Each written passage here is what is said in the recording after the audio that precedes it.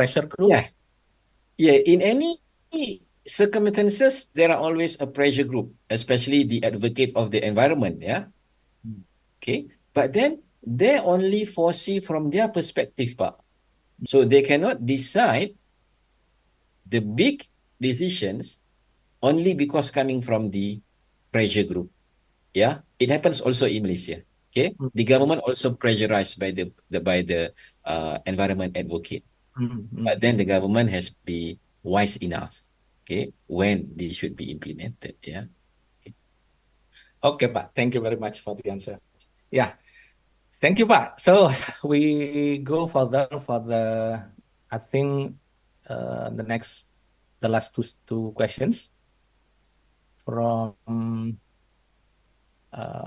Tribuana Tunggadewi.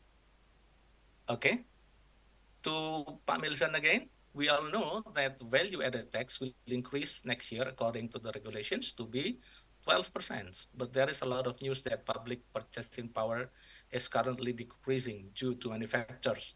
One of them is public salaries have not increased, especially in the salaries of civil servants, whether revenue or maybe income tax. How Mr. Wilson is raising public salaries also included in the supporting factors to increase tax revenue or even the tax ratio? Please, Pak Wilson, 12%. I think it's going to be hot issue, right? Yeah, thank you, Pak Auto. And I don't know, this is Miss Tribuana maybe, yeah, Miss Tribuana Tunggadevi. So, well, as we refer to the law number 7, 2021, uh, the strategies to increase the tax collection and tax ratio in Indonesia specifically comes from the VAT adjustment rate, correct? So last year we increased 1% from 10% to 11%, and uh, as we refer to the law, it will increase again to 12% in the next year. Uh, I have not specific comments on that, but if we think that, as I presented previously, if Indonesia wants to increase the tax ratio in order to be close the gap with the average level of ASEAN Pacific countries, they need to supported by some tax reform. And if we can say also is that the VAT is irrespective to the level of income for Indonesian people. Wherever you are, whatever you level of income is, if you buy goods and services that contains the value added, then you may have to pay the value added tax, right, irrespective to your income level.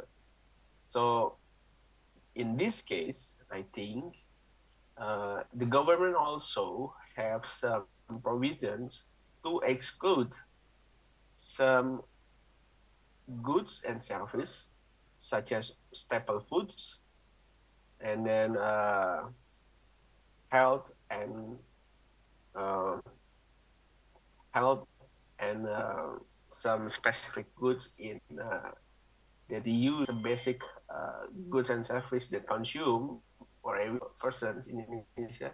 It is excluded from the VAT provision.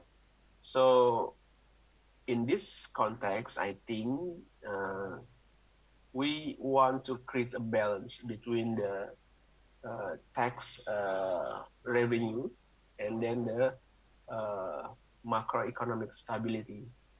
So that's why we are very prudently to adjust the rate and provide some uh, balancing mechanism to the vulnerable goods as we try to adapt new strategies for subsidies for the poor, and then we still now trying to reconciliate and reconsider the issue of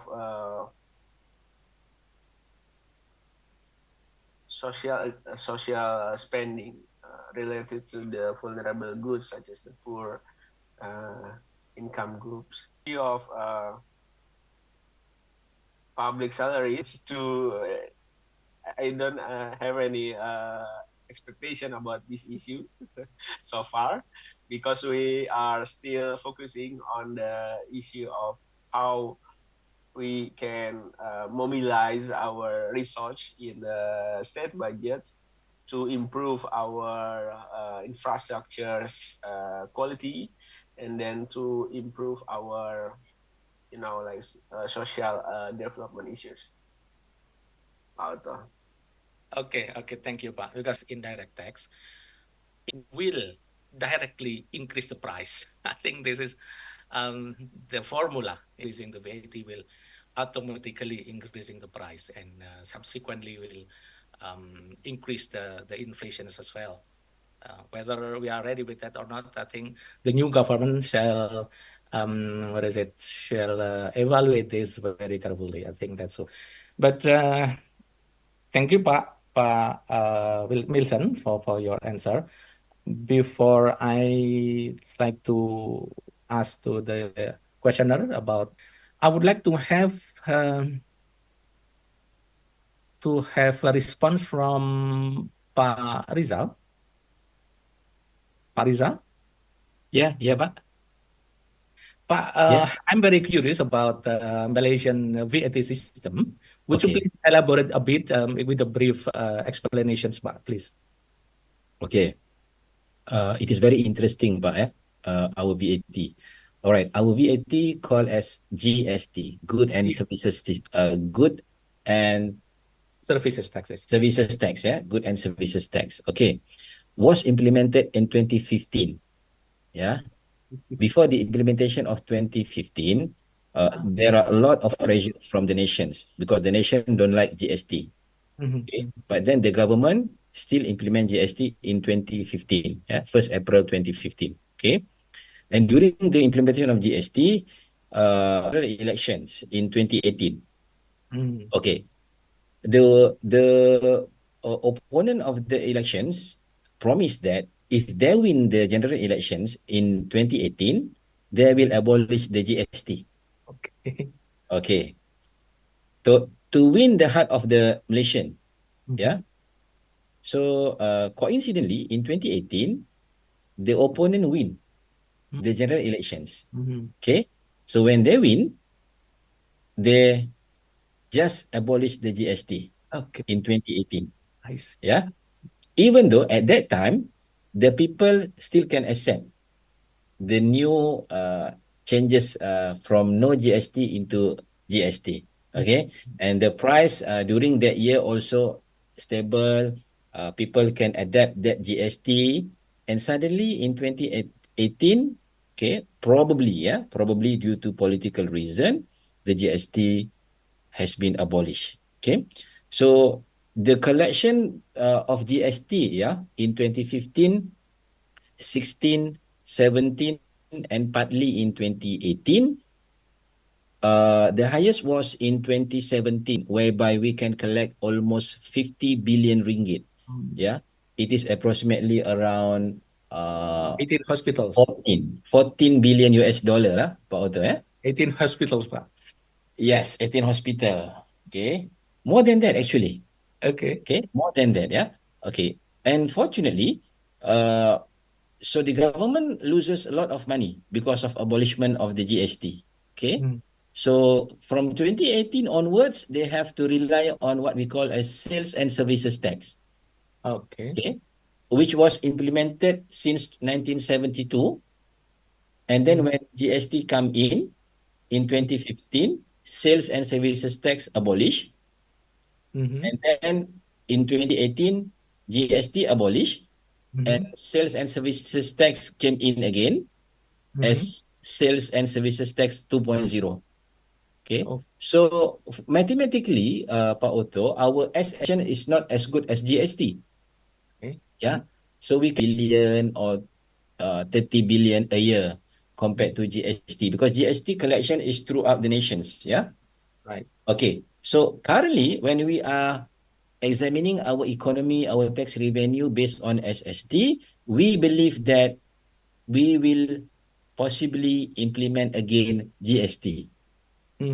Yeah, we are discussing to implement again GST, but do not know when the situations of Malaysia about GST. And we also have only 6%, but compared to Indonesia now, I think 10% the VAT. 10, now 11 is going to be 12 next year, Pak. Yes, in Malaysia only 6% at that time. Okay, so that is the Malaysian situation. I think a bit interesting. Yes. Yes, indeed, Pak. The service tax, I think this is as a substitutions of the VAT, correct, Pak? Yes, but the tax base is much, much smaller than All GST. right. Yes, indeed. All right. Yes, it's very interesting. Yeah. Yes. Okay, thank you very much, Pak Rizal. Yes. All right, so then we go on to the, what is it? Next question. I think, yeah, this one. Is the government still planning to raise the value-added tax 12%? The one that Pak Milson don't want to answer, but Pak, please answer this. Yeah, in 2025, with the goal of increasing tax ratio, despite the World Bank's predictions that economic growth will slow to 4.9%. Additionally, could the deflations potentially caused by VAT increase to 11% in 2020 decline in tax revenue from 2.034 trillion rupiah in 2022 to 1.8 trillion rupiah 2023. It's in Indonesia. Well, we don't know exactly whether lava curve exists, but let's say. Okay, Pak Milson, please. Yes, following the question, I think that currently we in Ministry of Finance trying to calibrate always the impact of the uh, VAT rate adjustment to the economy, and we recognize that this maybe will lower the growth prediction, economic growth, because there is an additional factor of price